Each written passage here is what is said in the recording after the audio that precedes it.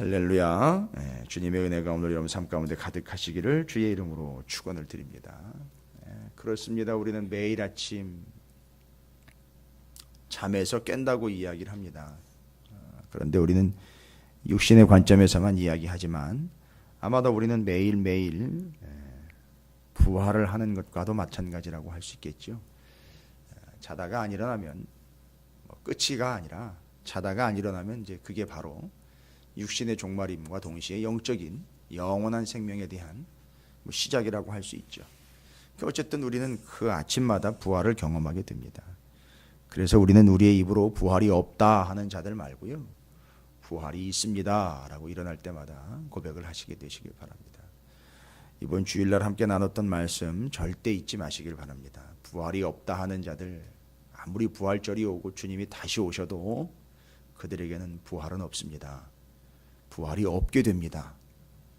효력이 없습니다. 아무런 영향이 없습니다. 이 땅의 것과 눈에 보이는 것으로만 늘 집중하며 그것들로 소망을 삼고 있는, 눈에 보이는 것만 집중하고 있는 제사장 세력인 사두개파들과 같은 그런 존재들에게는 부활이 없습니다. 또한 하나님의 말씀과 뜻 안에서 하나님의 말씀을 있는 그대로 처음부터 끝까지 하나님의 기록된 바로 받아들여야죠. 자기가 받고 싶은 것만 자기가 선택해서 취사 선택해서 하나님의 말씀을 편집해서 받아들이고 있는 이들은 절대 부활이 있을 수가 없습니다. 이 두 가지를 항상 명심하시기 바라겠습니다. 오늘도 사마리아인들이 나옵니다. 이 사마리아인들이 또 그런 부류입니다. 그러니까 북쪽에 사마리아인들이 있었다면 예루살렘을 중심으로는 바로 사두개파가 있었습니다. 이게 두 사씨가 공통점을 그렇게 가지고 있어요. 오늘 본문 말씀은 여러 개의 상황과 이야기들을 마치 짜집기를 해놓은 것처럼 적어도 지금 6개, 5개의 이야기가 구성이 되어 있습니다. 그래서 인자가 사람들의 손에 넘겨질 거다, 누가 크냐, 너희를 위하는 사람이 누군지, 반대하는 사람이 누군지, 사마리아 마을에서 예수님을 영접치 않은 일, 그 다음에 모든 걸 다 버려두고 나를 먼저 따르라라고 이야기한 이 5개의 짧은 이야기들이 구성이 되어 있습니다. 도대체가 공통점이 없어요. 그러면 이걸 각각의 따로따로의 이야기들로 그럼 따로따로 연구를 하면 따로따로 그 안에서 메시지를 받아야 되느냐? 물론 이게 다른 복음서에도 기록된 게 있고 오직 누가복음에만 기록된 이 사마리아인 마을에 예수님이 통과하신 이야기, 사마리아인들이 예수님을 받아들이지 않은 이야기는 누가복음에만 기록이 되어 있습니다. 그런데 다른 본문들은 마태나 마가복음에도 기록이 되어 있습니다. 근데 또 그들 기록된 내용들과 함께 여기 내용들을 따로 보면 나름대로 또 의미가 있어요. 그 각자의 이야기들이. 그런데 누가복음에만 기록되어 있는 내용도 있고 다른 복음서에도 기록되어 있는 이 적어도 짧게 기록된 이 5가지의 이야기들을 한 맥으로 기록을 해놨습니다. 그러니까 공통점이 있다는 겁니다. 그러니까 누가는 공통점이 있기 때문에 이걸 한쪽으로 몰아놨다는 거죠. 그럼 제가 본문을 일부러 길게 잡는 게 아니고 양이 있기 때문에 그거를 해결을 해야 된다라는 의무감에 본문을 정하는 바는 아닙니다. 분명히 내용을 근거로 본문이 정해지거든요. 그런데 오늘 43절부터 62절까지의 내용은 전체적으로 보면 스토리와 절수로 보면은요 그렇게 많지 않습니다만 내용으로 보면 5개의 내용을 연이어서 연구를 해야 되는 참 긴 내용이 되거든요. 그런데 이게 긴 게 아니라 하나의 내용으로 공통점을 가지고 있습니다. 5개의 단락인데 공통점이 있습니다. 잘 읽어보시고 깊게 읽어보시면 이 공통점을 발견하실 수가 있어요. 그건 어떤 공통점이냐? 나름대로 다 스토리가 있습니다만, 나름대로 다 말할 바가 있습니다만 이 5개의 이야기가 하나의 맥으로 연결됩니다. 주님을 어떻게 대할 것이냐, 이게 하나의 핵심입니다. 주님을 어떻게 대할 것이냐, 주님을 대하는 태도에 대한 이야기입니다. 그걸로 한 맥으로 연결이 되어 있습니다. 5가지의 따로따로의 이야기가 나름대로의 메시지도 있지만 누가는 5가지를 한꺼번에 한 줄로 쫙 스트레이트로 연결을 하면서 하나 이야기하려고 하는 겁니다. 뭐죠? 주님에 대해서 어떤 태도와 어떤 자세로 대하는 것이냐, 이걸 5가지지만 각각 거기서 보여주고 있는 주님을 대하는 태도에 대해서 말씀하고자 하는 말을 연결해서 기록을 해놓은 겁니다.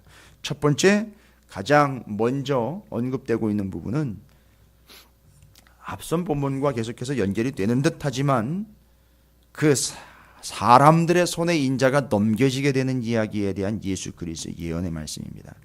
그들이 다 행하시는 모든 일을 놀랍게 여길세 예수께서 제자들에게 이르시되 이 말을 너희 귀에 담아두라. 인자가 장차 사람들의 손에 넘겨지리라 하시되 그들이 이 말씀을 알지 못하니 이는 그들로 깨닫지 못하게 숨긴 바 되었음이라. 또 그들은 이 말씀을 묻기도 두려워하더라. 뭔가 분위기가 심상치 않다라는 것은 알고 두려움 가운데도 있지만 여기서 말하려고 하는 건 뭐냐면 예수 그리스도를 어떻게 대하느냐에 따라서 뭐 여러 가지 자세나 모습들을 이야기하겠지만 첫 번째 말하는 건 나는 넘겨질 거라는 얘기죠. 누군가에 의해서, 사람들에 의해서. 뭔 얘기입니까? 나를 배신하는 자들이 있을 것이다. 여기 넘겨진다. 그러니까 나를 넘기는 자가 있을 거라는 거죠. 세상과 권력과 십자가로 그 공회로 나를 넘기는 자가 있을 것이다. 이 넘긴다라는 헬라어 원어로 그 내용으로 그 동사로 보면 가장 대표적인 사람이 이제 이 가롯 유다가 소개가 되고 있는 겁니다. 그러니까 가롯 유다를 전제로 이야기를 하고 있는 거죠. 그러니까 넘겨버리는 자, 예수님에 대해서 제일 먼저 어떤 존재를 언급하느냐면 주님을 팔아먹는 자, 바로 배신하는 자를 이야기하는 겁니다. 이게 이제 구약 성경 이야기를 쭉 가보면 이 제사장 나라의 충성도를 보였던 다윗 곧 다윗의 길이 있는 반면에 이 제사장 나라를 이용해 먹은 자들이 있습니다. 바로 여로보암의 길로 갔던 여로보암과 그의 후대들입니다. 그 대를 이어갔던 여러 왕들 이야기입니다. 북이스라엘이요. 어떻게 했죠? 장소를 바꿔버렸지 않습니까? 자기들 멋대로. 예루살렘으로 가야 되는데 단과 베델 멋대로 바꿔버렸습니다. 제사장이요? 정해진 아론의 후손으로 세워야 됩니다. 레위인들로 세워야 됩니다. 그런데 원하는 자, 자기들이 세우고자 하는 자를 멋대로 세워버렸습니다. 절기요? 비슷하게 남유다에서 지키는 절기와 유사하게 비슷하게, 그러나 자기들 멋대로 날짜를 정해서 절기도 세웠습니다. 무슨 얘기죠? 제사장 나라를 자기들의 통치 권력을 유지하는데 도구로 써먹은 겁니다. 자, 바로 요겁니다. 넘기는 자, 예수 그리스도를 믿는 자여 영접하는 자가 아니라 예수 그리스도를 팔아먹는 자들이 분명히 우리 가운데 있다는 얘기입니다. 무슨 얘기죠? 예수 그리스도를 자신의 목적을 위하여 이용하고 넘겨버리며 배신하는 자들이 가롯 유다와 같은 자들이 있다는 겁니다. 예수 왜 믿습니까? 사업 잘 돼야죠. 예수 왜 믿습니까? 아유, 자식 새끼들이 잘 돼야죠. 죄송합니다. 그건 예수를 이용하는 거지 예수를 믿는 게 아닙니다. 예수가 그렇게 해주는 자라는 전제를 달고 있어요. 그러니까 예수가 그렇게 안 해주면 예수보다 더 효험이 있는 자로 갈아치우겠다는 얘기죠. 심각한 겁니다. 이게 바로 배신하는 자입니다. 가룟 유다가 왜 배신했습니까? 예수가 내가 생각한 대로, 내가 의도했던 대로 안 움직이더라는 거예요. 가룟 유다가 그 생각입니다. 내 생각에는 예수가 이렇게 해야지 되는데, 아무리 스승이지만 내 생각에는 내가 얘기한 대로 이렇게 돼야 되는데, 내가 예수를 믿으면 내가 믿은 바대로 이렇게 돼줘야 되는데 안 된다는 거지요. 여러분, 위험한 말상입니다. 그래서 배신합니다. 이용하다가 안 되니까 버려버리죠. 배신하는 거죠. 자, 바로 여로보암의 길로 갔던 그들처럼 예수와 믿음과 교회와 신앙을 이용하려고 하다가 안 돼 버리니까 배신하여 넘겨먹고 팔아먹는 자가 돼버린다. 이게 첫 번째부터 이런 존재를 이야기를 해요. 넘겨버리는 자, 팔아넘기는 자, 이용해 먹으려고 하는 자, 바로 요겁니다. 그래서 이제 교회는 교회를 대상으로 하거나 성도를 대상으로 하면 반드시 장사할 때는 예수를 팔아야 되지 않습니까? 그래야 장사가 잘 되죠. 심각한 상황이죠. 자, 뭐 그런 여러 가지 여타 넘겨먹고 팔아먹고 이용하려고 하는 가룟 유다와 같이 배신하는 자들이 있다, 이 얘기입니다. 그래, 그 뒤로 이어집니다. 46절부터 48절까지는 누가 더 크냐, 이거 하나만 가지고도 상당히 심각한 내용이죠. 다른 복음서에서도 이 문제를 가지고 주님이 상당히 심각하게 다뤘습니다. 근데 누가는요, 여기서 어떤 문제로 이야기를 하고 있느냐면, 제자 중에 누가 크냐 하는 변론이 일어나니 예수께서 그 마음에 변론하는 것을 아시고 어린아이 하나를 데려다가 자기 곁에 세우시고 그들에게 이르시되, 누구든지 내 이름으로 이런 어린아이 하나를 영접하면 곧 나를 영접함이요, 또 누구든지 나를 영접하면 곧 나를 보내신 이를 영접함이라. 너희 모든 사람 중에 가장 작은 그가 큰 자니라. 뭐에 대한 이야기입니까? 주님을 영접함에 대한 이야기입니다.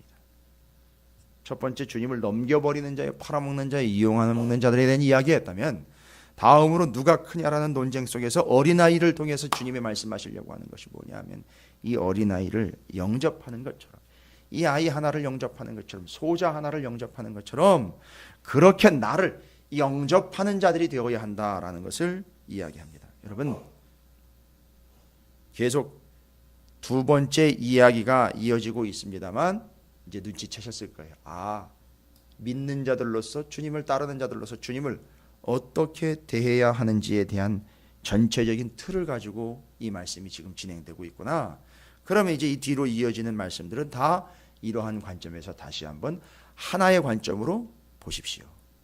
주님을 어떻게 대하는지에 대한 이야기들이 언급되고 있는지가 정리가 되실 겁니다. 첫 번째는 팔아먹고 이용하고 넘겨버리는 자들에 대한 이야기요. 두 번째는 어린아이 하나를 영접함과 같이 나를 영접하는 것, 곧 주님을 영접해야 한다라는 것에 대한 이야기입니다. 어린아이처럼 이야기하자면 어린아이처럼 또 영접해야 될 거예요. 어린아이를 영접하는 것도 이야기가 되지만 어린아이처럼 또 영접할 거예요. 그래서 가장 극악무도한 죄 중에 하나가 뭐냐면 유괴입니다. 왜냐하면 어린아이들은 그렇게 해서 받아들이고 흡수력이 빠르기 때문에, 많기 때문에, 높기 때문에 이가 사악한 의도로 접근해가지고 어린아이들을 유괴하는 그런 유괴범들이요, 아주 흉악범들이죠. 마치 그 어린아이들이 또한 받아들이는 것처럼 주님을 받아들여야 되고, 어린아이를 영접해 받아들이는 것처럼 우리가 또 그렇게 거부감 없이 주님을 받아들여야 된다는 것, 영접이라는 걸 이야기합니다. 넘기는 자, 그에 대조돼서 영접하는 자. 여러분, 영접한다 뭡니까? 이미 요한복음 1장 12절에 언급하고 있는 영접하는 자, 곧 그 이름을 믿는 자들에게는 하나님의 자녀가 되는 권세를 주셨으니. 참 재미있어요. 이렇게 어린아이를 영접하는 것과 이야기하는데, 요한복음에서는 누구든지 주님을 영접하는 자, 곧 그 이름을 믿는 자들에게는 하나님의 자녀가 되는 권세를 주셨다. 그래서 지금 이 어린아이를 영접하는 이야기로 그것처럼 주님을 영접하라고 이야기했는데, 그 이름을 믿는 자들, 곧 주님을 영접하는 자, 그들이 또 자녀가 된답니다. 참 재미있는 이런 연결점이 있어요. 어린아이로서 영접하는 것. 그런데 영접하는 자는 또 주님의 어린아이가 된다는 얘기지 않습니까? 주님의 자녀가 된다는 거죠. 이걸 기억하시기 바랍니다. 영접한다는 건 뭡니까?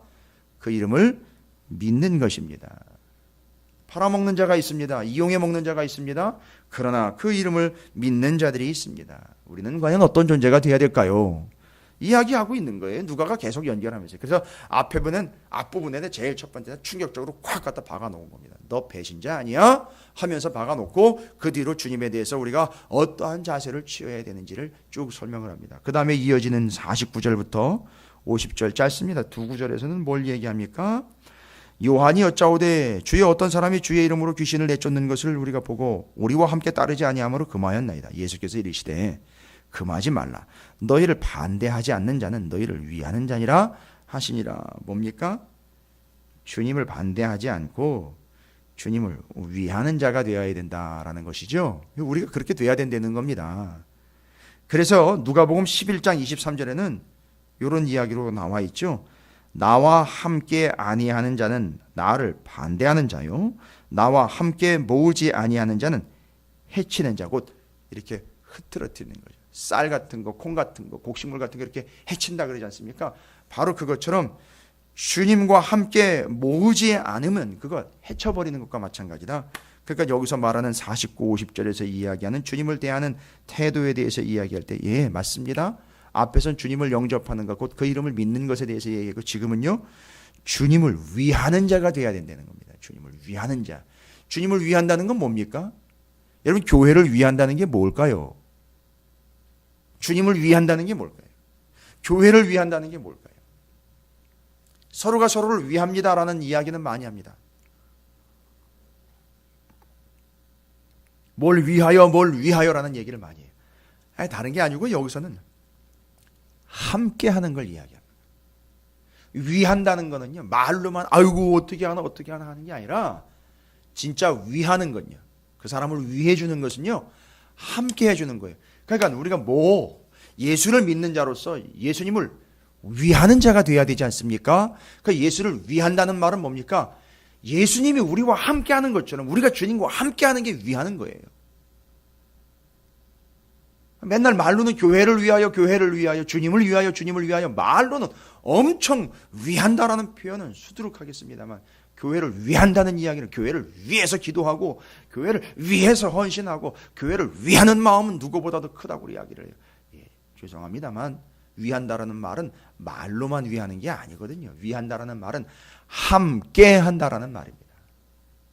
제가 보면 다 알잖아요. 우리가 보면 다 알잖아요. 교회를 위한다라는 것, 진짜 이 사람이 교회를 위하는 사람인지 위해하는 사람인지는 알 수 있다는 거죠. 교회를 위하는 사람인지 자기를 위하는 사람인지 알 수 있어요.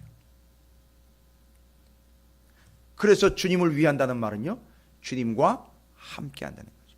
주의 몸된 교회를 위한다라는 말은 이 몸된 교회와 함께 하는 거예요. 주방에서도요, 이 바닥을 위해서도요, 환경을 위해서도, 교회를 곳곳이 다 위한다는 건 함께 하는 겁니다. 어떤 변명의 여지도 없습니다. 예배 때 함께 하는 거, 그건 당연한 거지요. 그건 성도의 의무입니다. 그건 구원받은 자의 확신이에요. 그걸 마치 위해드리는 것처럼 착각하는 분들이 있어요. 예배 때 오는 것이 주님을 위하는, 아니요, 그건 자기를 위하는 겁니다. 엄밀하게 이야기하면. 주님을 위한다는 말은 주님과 함께 한다는 겁니다. 보시, 주님을 넘겨먹고 팔아먹고 이용하는 자들이 있습니다. 그러나 주님을 영접하는 자, 곧 그 이름을 믿는 자들이 있습니다. 주님을 위하는 자들이 있습니다. 반대하지 않고 주님과 함께하는 자들이 있습니다. 51절부터 56절까지는요, 사마리아인들에 대한 이야기예요. 여러분, 사마리아인들은 역사가 참 길지 않습니까? 800년 전, 지금부터 이 본문이 기록된 800년 전에 무슨 일이 있었습니까? 북이스라엘이 아수르에 의해서 망하고 사마리아인이 탄생을 합니다. 그리고는 남유다 예루살렘 성전이 있는 곳으로는 발걸음도 얼씬하지 못하게 됩니다. 완전히 분리가 되어버립니다. 그때부터 북쪽의 사마리아인들은 자기들 나름대로 성전을 따로 만듭니다. 그리심산, 에발산, 처음에는 에발산이었죠. 그리심산에 성전을 따로 만들어버립니다. 그리고 성경은요, 제가 그래서 사두개인 얘기 드린 거예요. 성경은 모세 오경만 이야기해버려요. 그런데 이 사마리아인들이요, 아주 대먹지 않은 반응을 일으킵니다. 예수님이 사마리아를 지나가려고 할 때 배척을 합니다. 왜지요? 당신은 예루살렘 성전을 인정한 자다, 이런 얘기죠. 우리는 여기 그리심산, 이미 그리심산에 있는 성전은 무너졌습니다. 신구약 중간시대 때 요한 힐카누스라고 부르는, 자기가 스스로 사두개인이라고 불렀던 자라고 주일날 제가 소개해드렸죠. 바로 그 사람에 의해서 북이스라엘 쪽에 사마리아에 있었던 사마리아 성전이 무너졌어요. 그리심산에 있었던 것. 그 요한 힐카누스가 아예 무너뜨려 버렸습니다. 척결했죠. 에돔도 침략을 해가지고선 에돔 족속도 다 개종을 시켜버리고요. 자, 바로 그때 이미 성전 무너졌지만 그리심산에서 계속 자기들 나름대로 성전화 시켜가지고 거기서 모였습니다. 성전은 바로 그렇게 모였고 성경은 모세 오경만 인정했습니다. 그러니까 예루살렘 성전을 인정하는 족속들은 다 반대를 하려고 하는 것이죠. 사마리아인들은 그렇게 받아들이질 않았습니다. 이거는 그냥 외면하는 게 아니라 거부하는 거예요. 아예 싫다고 밀어내는 겁니다. 여기서 이제 이들의 문제가 발생되죠. 싫다고 밀어내는 겁니다. 사마리아인들의 경우 거부하는 자들이죠. 거부하고 그래서 예수 그리스도를 거부하는 거예요. 받아들이지 않습니다. 이용하거나 뭐 함께하는 게 아니고 그 옆에서 이렇게 살짝 그것을 변개시키는 자들도 아니고 아예 거부를 하는 겁니다. 아예. 자, 그런 자들도 있습니다. 주님을 대하는 자들 중에는요. 근데 이제 57절부터 62절까지요. 어떤 이야기 합니까? 예. 주님을 따르는 자들에 대한 이야기입니다. 따라야지요, 주님을요. 근데 57절부터 62절까지는 그 따름에 대한 지침을 이렇게 그 안에다가 박아 놓았습니다. 말씀 가운데 이렇게 어떻게 따라야 되는지에 대한 지침들을 또 그 안에다가 이렇게 보석처럼 박아 놨어요. 길 가실 때에 어떤 사람이 여짜오되 어디로 가시든지 나는 따르리이다. 예수께서 이르시되 여우도 굴이 있고 공중에 새도 집이 있으되 인자는 머리 둘 곳이 없도다 하시고 또 다른 사람에게 나를 따르라 하시니 그가 이르되 나로 먼저 가서 내 아버지를 장사하게 허락하옵소서. 이르시되 죽은 자들로 자기의 죽은 자들을 장사하게 하고 너는 가서 하나님의 나라를 전파하라 하시고 또 다른 사람이 이르되 주여 내가 주를 따르겠나이다마는 나로 먼저 내 가족을 작별하게 허락하소서. 예수께서 이르시되 손에 쟁기를 잡고 뒤를 돌아보는 자는 하나님의 나라에 합당하지 아니하리라 하시니라. 주님을 따르는 자들에 대한 이야기죠. 주님을 따르라는 얘기입니다. 앞에서는요 주님을 거부했지요. 뒤에서는요 주님을 따르는 이야기입니다. 어떻게 따라야 될까요? 예, 여기는 지침까지 나와 있습니다. 어떻게 따라야 됩니까? 어디든 따라야죠. 야, 여우도 굴이 있고 공중에 새도 집이 있는데 인자는 머리 둘 곳이 없다. 그래도 따라야죠. 정리되십니까? 예. 어디든 따라야 됩니다. 머리 둘 곳이 없어도 따라야 됩니다. 왜요? 머리 둘 곳을 찾지 마십시오. 머리가 되시는 예수를 따르는 겁니다. 머리를 어디다 갖다 둘까? 머리를 어디다 갖다 빌까? 이런 거 말고요. 머리 되시는 예수 그리스도를 따르는 겁니다. 어디든 따르겠습니다. 그래도 따르겠습니다. 여기는요. 먼저 아버지 장사 지내고 먼저 가족들에게 작별 인사하고 그러지 말고 먼저 따르라는 얘기입니다. 이게 세 가지입니다. 어디든 따릅니다. 그래도 따릅니다. 먼저 따릅니다. 따르는 자들에 대한 이야기. 여러분 오늘 43절부터 62절까지의 말씀을 다시 한번 묵상하시면서 주님을 대하는 자들에 대한 여러 모습들이 나왔습니다. 그 태도에 대한 이야기가 나왔습니다. 우리를 점검해 보고요. 주님을 어떻게 따라야 하며 주님을 어떻게 대해야 하는지에 대한 지침으로 나와 있는 이 본문의 말씀을 통해서 여러분이 주님을 영접하는 자, 주님을 위하여 함께하는 자, 주님을 받아들이는 자, 주님을 어디든 그래도 먼저 따르는 자들이 되시기를 주님의 이름으로 축원을 드립니다.